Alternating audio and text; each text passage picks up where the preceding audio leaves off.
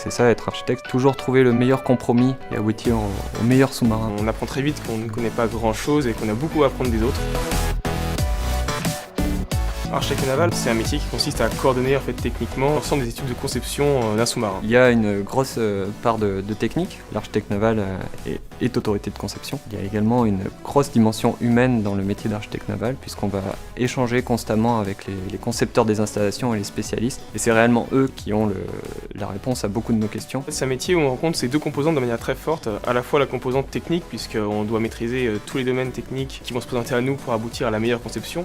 Mais c'est aussi un métier très humain puisqu'on est en lien avec beaucoup d'acteurs différents. L'architecte coordonne une quinzaine de métiers différents. Toujours se poser des questions, challenger les équipes. On va devoir parler avec l'électricien le matin, on parle ensuite avec la personne de la structure. Les concepteurs d'installation, les spécialistes transverses, le client également pour arriver au meilleur produit. Et donc l'humain est effectivement au centre du jeu également. On a quand même une absence de routine. On va rencontrer des personnes différentes tout au cours de la journée. On a beaucoup d'échanges. On va s'adapter aux disponibilités de chacun, aux urgences du moment. Un sous-marin, c'est un produit très complexe.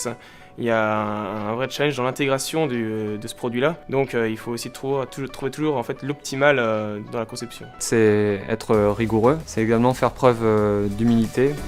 Ce métier, on peut le voir comme un aboutissement du point de vue technique, parce qu'on arrive à une place un peu centrale dans la conception du sous-marin. Mais c'est pas une fin en soi, en fait, c'est aussi un tremplin vers beaucoup d'autres métiers au sein de l'entreprise, puisqu'ils permettent d'appréhender finalement tous les domaines techniques qui vont faire la vie du sous-marin. Puis il y a beaucoup de gens qui sont passionnés par leur métier, peut-être que c'est dû à l'aspect sous-marin. Les sous-marins, c'est quand même une arme qui a révolutionné l'histoire navale. Donc s'inscrire dans cette histoire, dans cette grande histoire navale française, c'est une grande fierté pour moi.